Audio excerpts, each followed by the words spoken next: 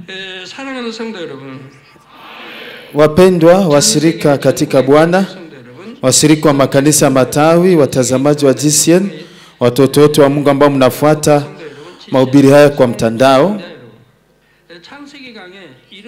Ni somo la 77 katika simulizi kitabu cha Mwanzo.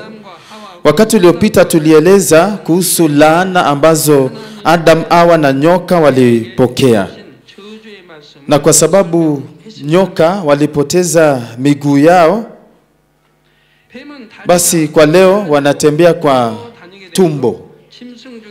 Na kati ya wanyama wote, nyoka alifanyika duni zaidi, wa chini sana.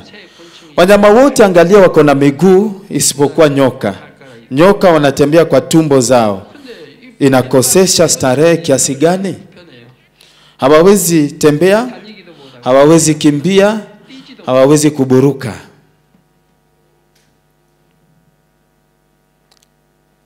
Wakati Biblia inasema uzao wa mwanamke utaponda kichwa cha nyoka, ilibeba maana nzito za kiroho. Katika mahubiri ya ujumbe wa msalaba inaelezea ya kwamba njia ya wokovu ambayo ilifichwa na Mungu kwa enzi mingi ni kupitia tu Kristo Yesu pekee. Na kuanzia mwanzo kabisa wa ukuzaji wa binadamu, Mungu Baba amepeana tumaini kwa kila binadamu. Na Mungu pia ameangaza nuru yake wakati kuna giza katika kila kipindi muhimu cha historia ya miaka 6000 ya ukuzaji wa binadamu. Na Mungu amedhihirisha mapenzi yake kupitia manabii ambao walitafuta kufananisha moyo wake, na ametimiza wakati uliofaa, wakati ulipofika. Na ni vile vile na leo, wakati dhambi na uovu umefika kiwango cha juu sana na kila kitu kinakaa giza kwa mtazamo wa kiroho, Mungu anafanya kazi aachilie miale ya moto wa Roho Mtakatifu iangaze kwa nguvu zaidi kote duniani. Watu ambao nasoma Biblia namna hii, linganisha na wengine, wako na dhamiri nzuri na maadili mema.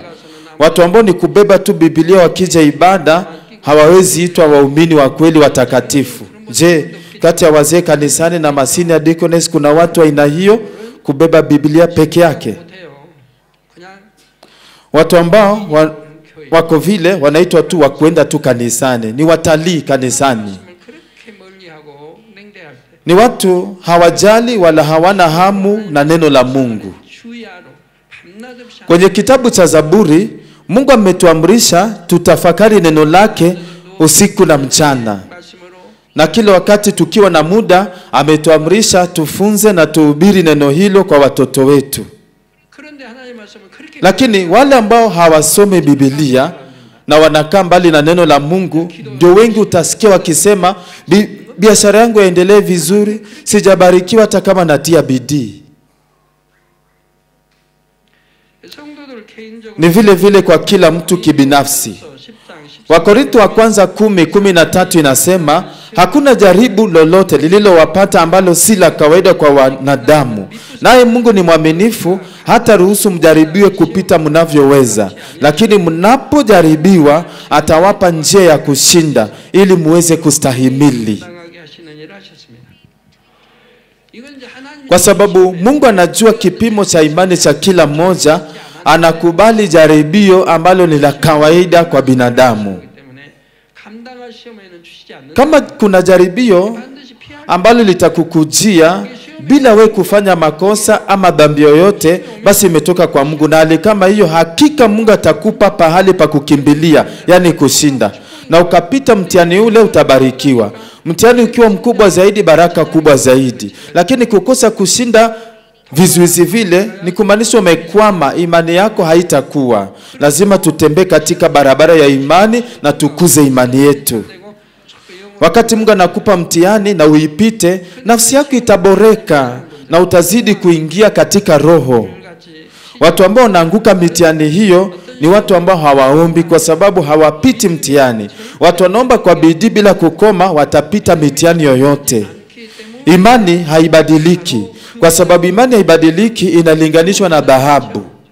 Kwa sababu dhahabu haibadiliki. dhahabu safi ubaki vile vile hata baada ya makumi ya maelfu ya miaka. Ndio maana Mungu hata ruhusu mujaribiwe kupita mnavyoweza, lakini mnapojaribiwa atawapa njia ya kushinda ili muweze kustahimili. Sasa kuna mtihani wa kutoa Isaka ilikuja kwa Abrahamu. Kwa hivyo alikuwa anakaribia kuua mwanawe wa kipekee Isaka. Alikuwa anakaribia kumdunga kisu, amkatekate vipande na kisha mtoe kama sadaka ya kuteketezwa. Sasa Mungu alingojea mpaka wakati huo kabisa. Alikuwa anachunguza imani yake hadi wakati huo. Kwa nini Mungu ilibidi afanye hivyo? Kwani Mungu hakujua Abrahamu atatii? Alijua kila kitu, lakini kwa nini alitazama tu mpaka mwisho? Yote ni kudhibitisha mbele ya shetani ya kwamba kuna imani timilifu. Ndio shetani asitaki Abrahamu aseme ya kwamba ungeacha tuone kama ataua kijana wake, pengine atabadilika pale katikati, atakuwaje baba wa imani. Hiyo Mungu alizuia isifanyike. Kama vile Abrahamu alikuwa anakaribia kudunga kisu mwanawe, Mungu alimwambia awache na akatoa njia nyingine. Mungu anajua kipimo cha imani cha kila mmoja na anaruhusu majaribio ya kuje, si kupita unavyoweza kustahimili. Na kuna cha kukutia wasiwasi kama ni jaribio ambalo limetoka kwa Mungu. Na hapo lazima nielezee kuhusu majaribio. Kabla uingie rohoni ama roho kamili, kuna jaribio ambalo Mungu atakuletea ndio ikufikishe roho na roho kamili. Kuna jaribio ambalo utapata ndio uingie roho na roho kamili. 영에서 원령으로 들어가기 전에는 하나님이 그 시험을 주세요. 여러분 영이니까 잘못 안 해, 죄 안 지어요. Sana sana pale katikati ya roho na roho kamili. 그 시험을 통과해. Uko rohoni hautendi dhambi, lakini jaribio linakuja, inaruhusiwa na Mungu. Kwa hivyo ukipita tu jaribio hilo ndipo utaingia roho kamili. Majaribio haya yanatolewa na Mungu, lazima uipite kwanza. Lakini hao watu wa roho na watu wa roho kamili wako na imani. Kwa hivyo hakuna vile tutasema hawatapita, na hakuna sababu ya kutopita. Kwa kupita tu jaribio lile ndipo watatambuliwa na Mungu kama mtu wa roho na mtu wa roho kamili. Na ukishapita tu hizi zote na utambulike na Mungu, uwe na moyo wa kweli mkamilifu, kuanzia pale Mungu atajihusisha moja kwa moja kukutawala. Mungu mwenyewe kwa uororo wa moyo wake atakuongoza. Na hata kama uko mtu wa roho kamili ni tofauti. Kuna wale wa roho kamili 100%, 5%, 50%, wote wako tofauti. Lakini nasema bora tu ingie roho kamili, Mungu mwenyewe atakulinda, si hata malaika, yeye mwenyewe. Si ni jambo la kufurahisha? Mungu mwenyewe, si hata malaika, yeye mwenyewe ataingilia maisha yako moja kwa moja. Ukiingia roho kamili, atakaa na wewe. Hatua ya kwanza, ya pili, kila hatua unachukua. Na ni ya kupendeza sana ya kwamba Mungu muumba mwenyewe anakuongoza wewe ambaye ni kiumbe chake. Nasi pia lazima tuishi maisha kama vile Enoko alitembea na Mungu.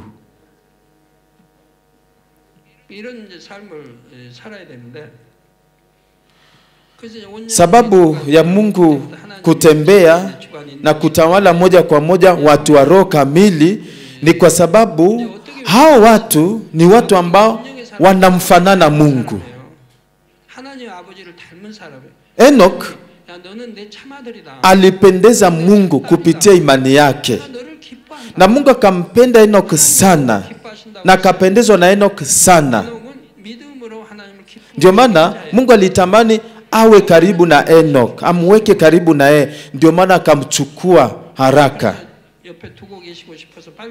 Na alifanya hivyo ndio vizazi vingine vijavyo wataona rekodi ya kwamba Enoch hakukufa, alichukuliwa na Mungu, ndio iwafundishe jinsi gani Mungu alipenda sana Enoch. So ukapokea upendo kama huu wa Mungu, kutambuliwa kama mtoto wake, Mungu atakubariki namna hiyo pia. Atakupeleka katika ufalme wake, si huku duniani, na utaishi pamoja na yeye kwa furaha milele karibu na yeye. Hiyo ndio inamaanisha watu wa roho kamili ni watu wa Mungu ambao wanamfanana Mungu, na kwa hivyo wameadhibishwa wawe vyombo ambavyo Mungu anaweza tumia. Kila mmoja ako na utu tofauti. Kuna watu ambao kuna bidii, shauku, na wengine ni watu wapole, watulivu. Kila mtu ako tofauti. Kama Philip alikuwa mpole, na Stefano alijazwa na hamaki na bidii. Kama vile mtume Paulo, huyu Stefano alipiga kelele na kunyosha kidole kwa dhambi. Lakini Filipo angefanya hivyo, juu alikuwa mpole, mtulivu. Kwa hivyo hata kama wote ni wa roho kamili, Mungu anawapa huduma ambayo inaingiana na wema wao na upendo wao na tabia zao na utu wao, kwa sababu zote ni tofauti. Ndio maana huduma ya Petro, Yohana, Paulo ilikuwa tofauti kiasi kwa ajili ya ufalme wa Mungu. Enoch na yeye alikuwa ni mtu ambaye hakuwa na uovu ndani ya moyo wake, alikuwa mkamilifu katika wema, na alikuwa mpole, mnyenyekevu, mwenye upendo na mtu mwenye maadili na fadhili. Mtu kama yule anaweza kosa kutimiza mambo makubwa. Hata kama nyakati hizo hakukuwa na kazi kubwa za Mungu za kufanya, Enoch bado alikuwa faraja na furaha kubwa kwa Mungu. Manabii kwenye Biblia wote wako na utu tofauti. Kuna wengine kwa ujasiri kama Yohana Mbatizaji ni kutangaza, na kisha anakamatwa na kuuawa. Na wengine wanahepa kifo na kwa hekima anatimiza kazi za Mungu. Wote wako tofauti. Ndio maana Mungu Baba anawatumia kulingana na talanta na utu wao. Lakini je, kama huna maarifa, hauko msomi, hauwezi andika, hauwezi ongea lugha zingine kama wengine, unaweza kuwa uko mbali na roho kamili. Lakini Mungu anataka kutumia kwa njia zingine tofauti. Ndio maana Mungu atakusafisha, akutengeneze uwe chombo ambacho kinafaa kwa matumizi yake. Majaribio ambayo Mungu anatupa si magumu, si majaribio ya kuleta majanga, magonjwa na dhiki na shida. Hapana. Tukiwa na imani tutazishinda. Tutazishinda. Na pale tutapata baraka na utukufu. Ndio maana natukubali majaribio ambayo tunaweza vumilia. Kwa maneno mengine, Mungu si ati ataitisha mtoto wa shule ya msingi afanye hesabu ya chuo kikuu. Anapeana mtihani kulingana na lengo lako, kiwango chako. Ni kawaida ya kwamba kwa mfano wa hesabu, mtoto akikosa kupita lazima arudie mtihani tena. Vile vile na mafundisho ya imani, Mungu anapeana mitihani kulingana na viwango tofauti vya imani, na ukishapita na pandisha kiwango chako cha imani. Vile vile na baraka, ndio upokee baraka zaidi. Majaribio kwanza yatakuja wakati unapimwa, ndio ionekane unatembea katika njia ya haki, uwekwe huru na ubinafsi na tamaa. Kama pale hautashukuru juu ya majaribio, utaanguka mtihani. Lakini ukipita mtihani, baraka kubwa zaidi zitafuata. Kwa hivyo, kama unasoma Biblia na unaelewa moyo na mapenzi ya Mungu Baba, na kisha unajiambatanisha nayo, pale utapata njia ya hakika. 성경도 읽어야 되고 아버지 마음 뜻을 알아야 되고 거기에 맞추면 가면 틀림이 없는 거예요. Sisikii mkisema amen, wa Korea wanasema amen. Mungu anakupa jaribio ambayo inaingiana na kiwango chako cha imani, na ukipita utaruka ufike ngazi ya juu ya imani. Mungu anakubali majaribio ya imani, si ndio atushushe chini atutupe, lakini ndio atuinue juu na atukirimie baraka. Kwa hivyo wakati jaribio la imani linakuja, tafadhali usichanganyikiwe na usishtuke, ishinde kwa furaha na shukran. Sasa hebu nielezee ni adhabu ina gani awali alipokea kwa dhambi ambayo alifanya. Kwanza kabisa, Mungu aliambia mwanamke kwenye Mwanzo 3:16, nitakuzidishia sana uchungu wakati wa kuzaa kwako, kwa uchungu utazaa watoto. Hapa uchungu wa kuzaa inarejelea uchungu na mateso ambayo mwanamke hupitia kuanzia wakati mimba inatungwa tumboni hadi wakati anazaa yule mtoto. Sasa Mungu anasema nitakuzidishia sana uchungu wakati wa kuzaa kwako. Mtoto anapotungwa mimbani na anakuwa ndani ya tumbo, mama hupitia uchungu wa kimwili. Pengine ni hali ya kutapika tapika, ama nyonga zake lazima ambazo zilikuwa zimefungwa kulinda mtoto lazima zipanuliwe ndio azae mtoto, na pale misuli pia inapanuka. Hebu imagine maumivu yale makali. Uchungu huu unaweza linganisha na mateso ya kitambo. Watu walikuwa wanafungwa miguu na kisha inakunjwa, mguu unakunjwa pengine kwa chuma. Chuma inawekwa katikati na kisha miguu ni kama inataka kuvunjwa. Adhabu ya kitambo. Na baada ya hiyo adhabu, huyo mtu unapata mifupa ya miguu ilivunjika mingi. Sasa uchungu aina ile unaweza jaribu kuitafakari. Uchungu kiasi gani? Ndio aina ya uchungu ambayo kina mama inabidi wapitie wakati wa kuzaa. So inatuambia kwamba Hawa alitunga mimba na akazaa mtoto kwenye bustani ya Eden, na ya kwamba alipitia mateso pia kila wakati. Kama vile tu Mungu aliwaambia mwanzoni ya kwamba wazaane na wawe wengi, Adam na Hawa walizaa watoto wengi kwa vizazi vingi.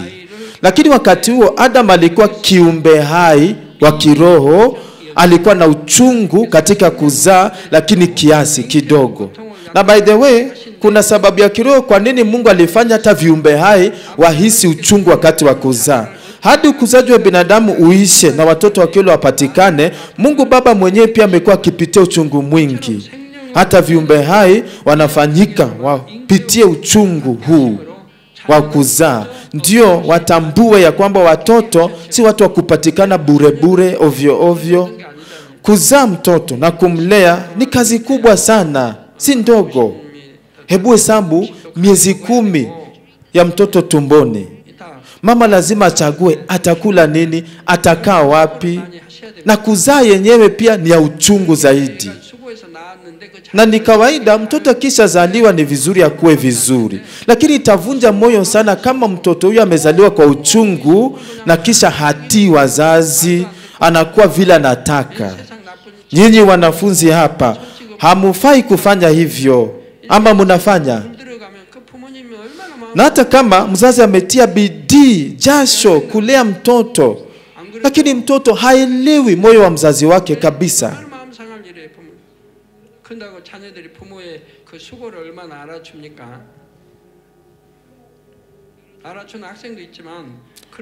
Wanafunzi mnasikia vizuri? Wanafunzi mnasikia vizuri? Kuna wale hawaelewi moyo wa mzazi. Sasa Mungu Baba anapokuza binadamu duniani amevumilia uchungu mwingi ndio apate mtoto wa kweli. Ni kuvumilia sana, amevumilia. Ndio maana kila wakati akipata mtoto wa kiroho, Mungu anampenda sana na anamfurahia sana. Hata hatuhitaji kusema, Mungu akipata tu mtu wa roho kamili ametokezea na furahi sana. Uchungu umezidishwa kwa Hawa tangu wakati wa kutunga mimba, na wakati Mungu alisema kwa uchungu utazaa watoto, uchungu kazidika kwa wanawake wakati wa kuwa mjamzito na wakati wa kuzaa. Lakini ukiingia rohoni na uzae ukiwa rohoni, hautasikia uchungu vile. Utazaa bila kuhisi uchungu mwingi vile. Itakuwa rahisi sana. Kwa nini? Juu umeingia rohoni. Ndio maana wengi wa washirika wetu wamekuwa kizaa kwa urahisi. Sana sana kina mama hupitia uchungu kwa masaa. Wakati mwingine inabidi upitie upasuaji ndio uzae. Lakini washirika wetu nadra sana ati apitie upasuaji ndio azae. Ni kwa sababu wamejiandaa kwa maombi na imani na wanazaa kwa usalama. Na zaidi ya hiyo, kama mama ni mtu wa kiroho, hata pitia uchungu mkubwa vile. Aya, achana na uchungu wa kuzaa. Baada ya kuzaa pia kuna kazi na jukumu imeongezeka ya kulea yule mtoto. Kina mama wa bustani ya Edeni hawahitaji bidii na kazi mingi ya kulea watoto. Watoto wenyewe tu wanalea wanakuwa tu vizuri. Juu pale hakuna madhara kama magonjwa. Watoto wote wanazaliwa wenye afya, wanakuwa vizuri na wanapendeza kwa kutazama. Lakini hali hiyo ilibadilika. Adam na Hawa walifanyika watu wa mwili, na nchi walioishi sasa huku duniani kalaaniwa. Adam na Hawa hawangepata chochote kama si kwa jasho na bidii. Ikabidi sasa wahisi bidii kiasi gani na magumu wanafaa wapitie ndio wapate watoto. Hatimaye wakaanza kuhisi kiasi ya moyo wa Mungu Baba. Kwa kulea watoto, bidii ambayo watu wanafanya haiwezi linganishwa na bidii ambayo Mungu anafanya kulea binadamu. Watu wanaweza fanya bidii na jasho kwa miaka 2 hadi miaka 30 hadi mtoto akomae kabisa. Bila shaka hiyo ukihesabu ni miaka mingi ya maisha yao kulinda na kuchunga watoto. Lakini Mungu naye tangu kuzaji wa binadamu wanze amekuwa akifanya kazi kwa bidii apate watoto wa kweli. Hawezi linganisha na binadamu. Mungu anasema kwenye Isaia 49 mstari 15, je, mwanamke aweza kumsahau mtoto wake anyonyaye hata asimhurumie mwana wa tumbo lake? Naam, hawa waweza kusahau, lakini mimi sitakusahau wewe.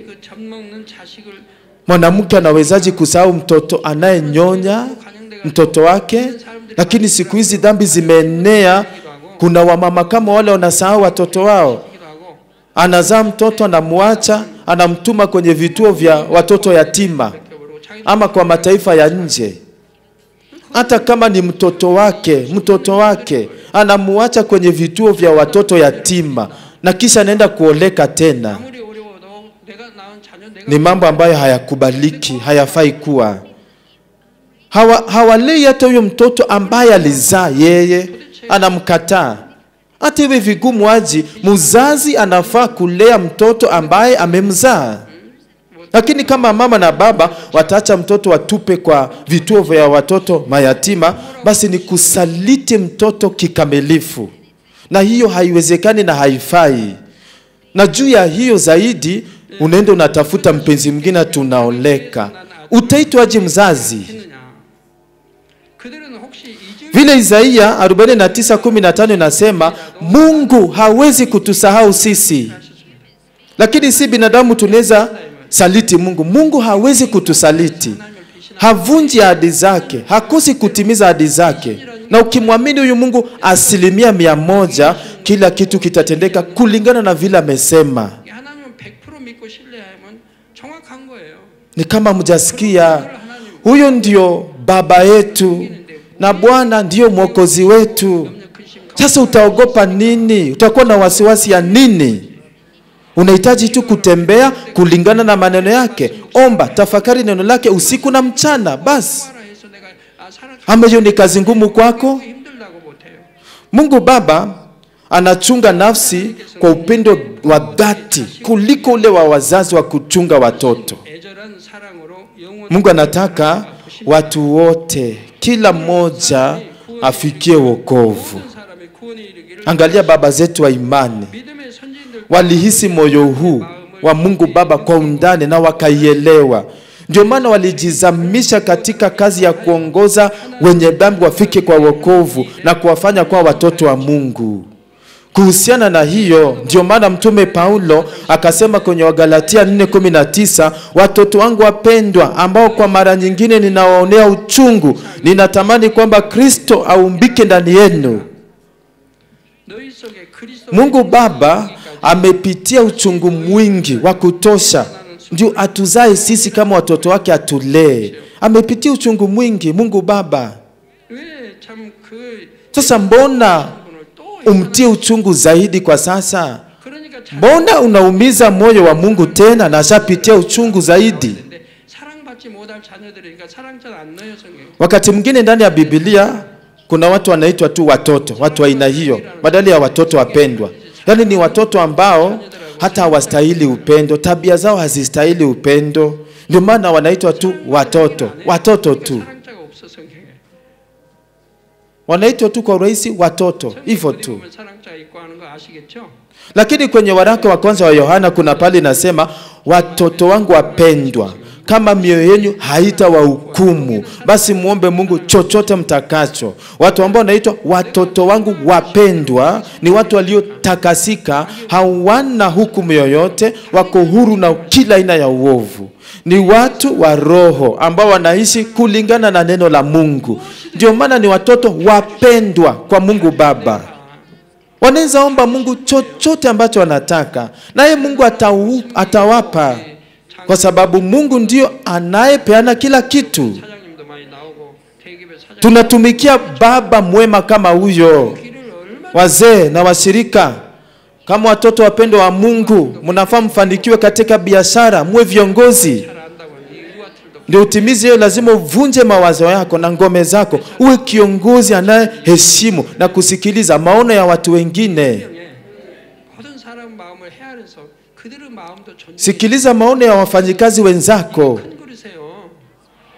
Hiyo ndio njia kupanua chombo chako cha moyo. Experience hizo za kuhusiana na watu na usome kutoka kwa wadogo wako, hufai kupuuza na kutupilia mbali. Utakuwa kuna tabia ndogo, akili ndogo, moyo ndogo. Unafaa ukumbatie maono yao. Unafaa wasikilize, hata kama ni watoto ama ni wafanyikazi wa chini zaidi yako, wasikilize. Tega sikio, wasikilize. Na tena Paulo amesema kwenye Wakorintho wa pili 11:29, je, ni nani aliye mdhaifu nami nisijisikie mdhaifu? Je, nani aliyekwazwa nami nisiudhike? Kwa kusema hivyo, Paulo anaonyesha upendo wake unaowaka kuelekea nafsi. Na huu ndio moyo wa Bwana Mungu mwenye nguvu. Unafaa uhisi ndani ya moyo wako, lakini mbona hauhisi? Watu ambao wameingia rohoni na roho kamili wanahisi moyo huu wa Baba kwa undani zaidi. Ndio maana watu kama wale hawawezi tenda dhambi, hawana uovu. Ndio maana Biblia inaonyesha hivi upendo wa dhati kuelekea nafsi wa Mungu Baba. Si kazi rahisi kuongoza mwenye dhambi azaliwe upya kama mtoto wa Mungu na afanyike mtoto wa kweli. Si rahisi. Inahitaji bidii nzito, na si yako, bidii ya Mungu Baba, bidii ya Bwana, bidii ya Roho Mtakatifu. Angalia Bwana wetu Yesu kama mwana wa Mungu, alitoa maisha yake yote kwa ajili ya wenye dhambi. Roho Mtakatifu naye anaomba kwa kuugua ambao haiwezi elezeka kwa maneno, na anasaidia watoto wale wa Mungu kwa udhaifu wao. Wachungaji wote na wafanyikazi na viongozi wa kanisa hii, mnafaa mutie bidii na jasho jingi zaidi mkitunza nafsi ambayo mmepewa. Mchungaji hata mmoja akatoka kanisani, mnafaa mulie machozi, muomboleze kabisa, muvunjike moyo. Juu kuchunga nafsi moja hivi si kazi rahisi, lakini unakosa kuwachunga, unaacha shetani anawachukua na wanyang'anya. Mtumishi wa Mungu anafaa ishi ukiteseka, ukivunjika moyo juu ya nafsi. Na ukipokea nguvu na mamlaka kwa haraka, ile jasho itapunguka. Kuchunga nafsi itakuwa rahisi zaidi ukiwa na nguvu na mamlaka. Lakini kama una, inabidi utoe jasho. Jasho lazima.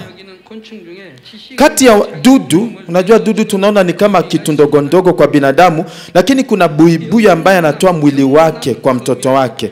Anaitwa Clubiona spider. Wakati wa kutaga mayai, huyu buibui Clubiona anakunja tawi la mti, anakunja na kisha anataga yai kule ndani. Sasa anajenga sehemu iliyojifunga ndio alinde watoto wasipate hatari. Mama mwenyewe pia amejifungia pale ndani ya tawi, hawezi ondoka tafute chakula apeane kwa watoto. Ndio maana mama pale analisha mtoto mwili wake. Hatimaye yule mtoto anakuwa juu amekula mwili wa mama na ukaisha. Sasa sisi tumepata uzima wa milele kwa kukula mwili wa Bwana na kunywa damu ya Bwana. Juu tumepokea upendo mkuu kama huu, inabidi utoe jasho ukishughulikia nafsi na kuwalea. Sasa Mwanzo 3:16 Mungu anamwambia mwanamke, tamaa yako itakuwa kwa mumeo, naye atakutawala. Mungu kwanza anasema pale, tamaa yako itakuwa kwa mumeo. Ni kumaanisha upendo wa Hawa kuelekea mumewe Adamu ulibadilika ukawa wa kimwili. Sasa hiyo ni adhabu aje kwa Hawa? Na kusema kweli ni adhabu nzito, si rahisi. Kama ushaiteseka kuvunjika moyo kutokana na upendo wa kimwili, utaelewa mstari huu unasema nini.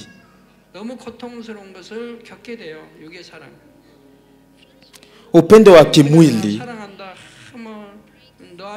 huvunja moyo sana, huleta uchungu mwingi sana, ni bure kabisa. Mwenzako anaweza kuambia nakupenda sana, mume ama mke akwambia nakupenda sana, lakini moyo wake ukibadilika tu hivi ageuke, utavunjika moyo, utalia machozi. Uchungu ambao utapitia ni mkubwa sana, tavunjika moyo kabisa kabisa. Hebu niwaelezee kwa mfano ndio muelewe vizuri zaidi. Tuseme kuna mume na mke ambao wamependana na wakaoana. Mwanzoni walipendana sana, hawakuona makosa ya kila mmoja, badala yake makosa ilikuwa ni kitu kizuri kwa macho yao. Lakini upendo huu wa kimwili ujue ubadilika. Baada ya ndoa, muda umepita, sasa ndio wanaanza kuona upungufu wa kila mmoja. Badala ya kutafuta manufaa ya mwenzake, anataka ule afanye kazi ndio amtosheleze, yeye atosheke. Anataka yule amtosheleze, ndio sasa anataka. Na kila mmoja kuna mawazo yale, yule anataka nitosheleze, ule pia vile vile. Hawatambui kwamba ni yeye ndo amebadilika, yeye anafikiria yule mwingine ndio amebadilika.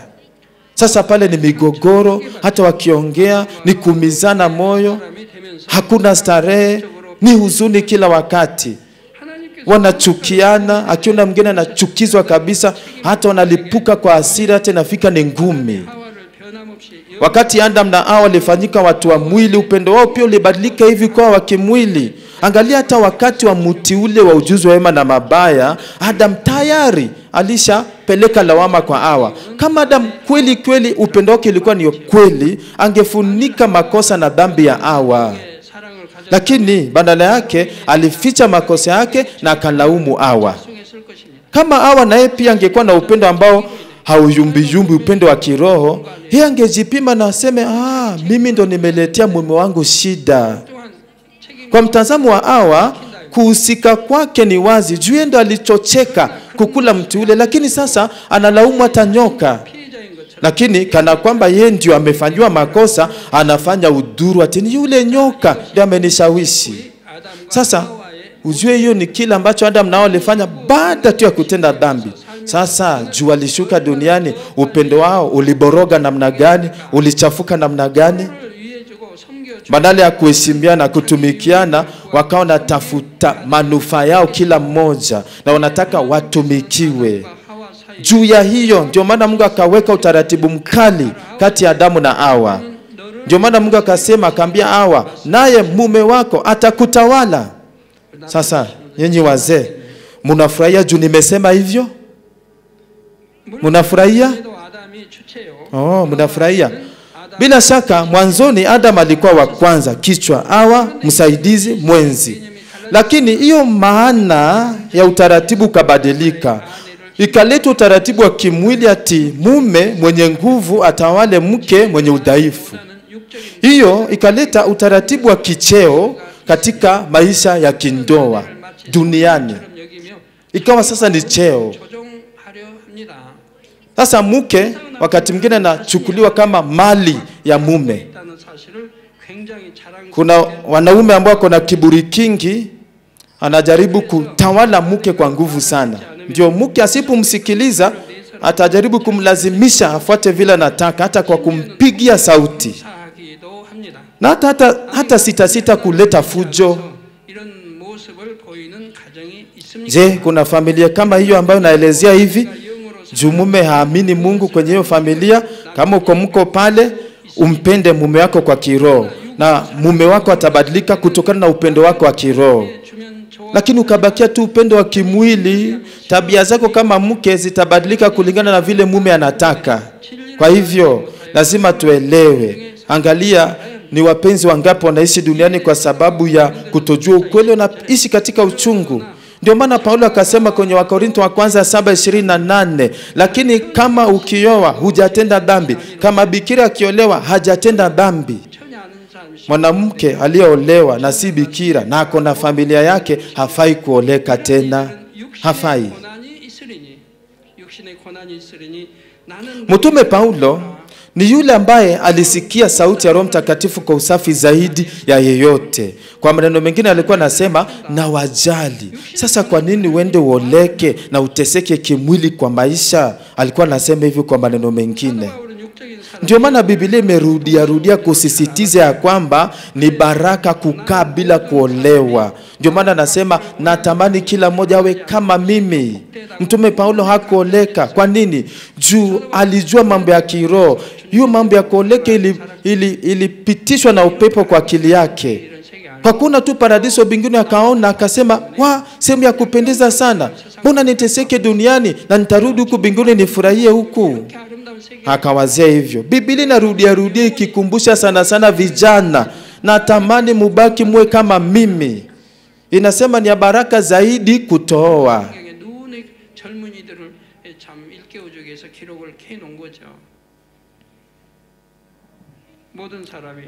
Lakini kwa wale ambao wameshaoleka, nyinyi wawili inabidi mtembee pamoja, muingie rohoni pamoja. Mkiwa wawili mnaweza ingia rohoni, na basi mnaweza ingia Yerusalemu mpya mkiwa wawili. Si rahisi. Linganisha na ukiwa mmoja. Wawili si rahisi, ni ngumu sana mkiwa wawili. Ngumu sana. Lakini mnaweza saidiana, msaidiane na mufike. Lakini ngumu sana. Itakuwa ya furaha kama familia kama hiyo ya kiroho watatafutiana manufaa yao kila mmoja. Naomba kwa jina la Bwana kwamba familia zote za Manmin murejeshe furaha hii na uzuri huu.